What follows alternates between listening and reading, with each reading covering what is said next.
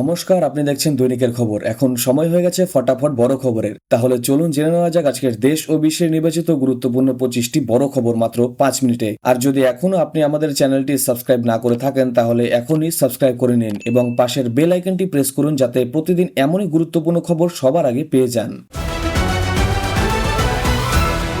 ভোটের আগে বাংলায় হুমায়ুন কবিরকে ঘিরে একটি স্ট্রিং অপারেশন নিয়ে রাজনৈতিক উত্তেজনা তৈরি হয়েছে। তৃণমূল কংগ্রেস একটি ভিডিও প্রকাশ করে অভিযোগ করেছে যে হুমায়ুন কবির ও বিজেপির মধ্যে 1000 কোটির চুক্তি হয়েছে।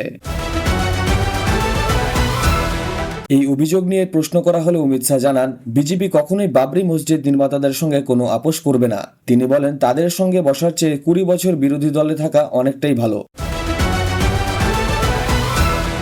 জম্বি ড্রাগ আমাদের দেশে নেই, এই দাবি সম্পূর্ণ ভিত্তিহীন, এমনটাই জানিয়েছেন স্বরাষ্ট্রমন্ত্রী। আজ থেকে টোল প্লাজাগুলিতে নগদ পেমেন্ট বন্ধ, টোল পার হতে গেলে ফাস্ট্যাগ বাধ্যতামূলক।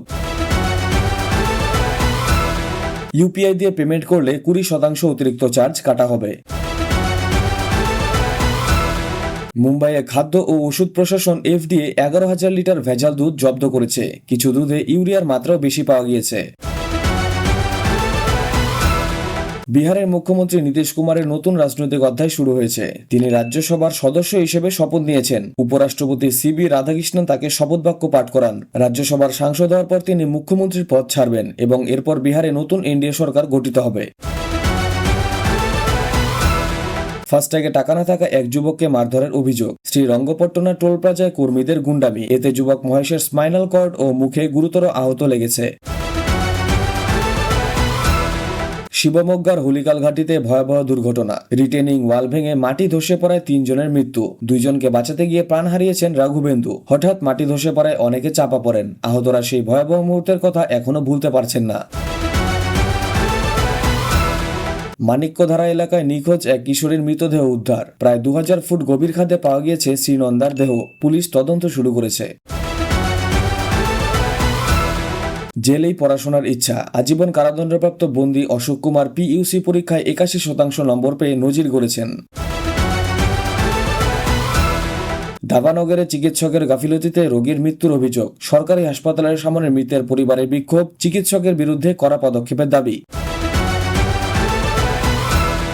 বাগালকোট ও দাবানগরে দক্ষিণ উপনির্বাচনের ফলের দিকে নজর মুখ্যমন্ত্রীর। বিজেপিতেও হিসাব নিকাশ শুরু হয়েছে। 2 আসন জিতলে অবস্থান মজবুত, একটি জিতলে মাঝারি ফল, দুটোতেই হারলে বড় চ্যালেঞ্জ। উপনির্বাচনের সংখ্যালঘু ভোটারদের ভোটের তথ্য সংগ্রহ করেছেন মুখ্যমন্ত্রী। ফলাফলে এর প্রভাব পড়তে পারে বলে কংগ্রেসের উদ্বেগ। সাধারণ নির্বাচন আর উপনির্বাচনের ফল আলাদা হয়। বাগালকোট ও দাবানগরের দক্ষিণে কংগ্রেস জিতবে বলেই দাবি।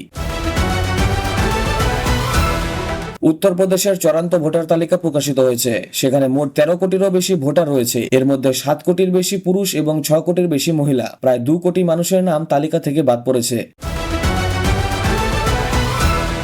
হেলমেট পরে বাড়িতে ঢুকে চুরি। সঞ্জয়নগরে 9,50,000 টাকা সোনা ও রূপো চুরি সিসিটিভিতে ধরা পড়েছে। বাইকে চাবি রেখে যাওয়া চালকদের সতর্কবার্তায় একদিনেই শহরের 2 জায়গায় বাইক চুরি। রাজনীতিতে এলপিজি গ্যাসের অভাব অব্যাহত। সময়সীমা বেড়ে যাওয়ায় আন্দোলনের হুঁশিয়ারি। পাকিস্তানে আজ আমেরিকা ও ইরানের মধ্যে শান্তি আলোচনা। 10 দফা প্রস্তাব নিয়ে আলোচনা হবে। লখনৌতে একটি বড় প্রতারণার ঘটনা ধরা পড়েছে। একটি ভুয়ো এনজিও চাকরি দেওয়ার নাম করে বহু মানুষের কাছ থেকে 1 লক্ষ টাকা পর্যন্তও নিয়েছে। পরে অফিস খালি করে পালিয়ে যায় অভিযুক্তরা। উত্তেজনার মাঝে ডোনাল্ড ট্রাম্পের হুঁশিয়ারি। যুদ্ধবিরতি ঘোষণার পরেও বাকযুদ্ধ চলছে। ঝাড়খণ্ডের ধানবাদে ভয়াবহ দুর্ঘটনা। স্করপিও গাড়িতে ট্রাকের ধাক্কা। ঘটনাস্থলে 4 জনের মৃত্যু সিসিটিভিতে ধরা পড়েছে। এই ছিল আজকের 25টি বড় খবর। সত্য ও দ্রুত খবরের আপডেট পেতে যুক্ত থাকুন দৈনিকের খবরের সঙ্গে। ধন্যবাদ।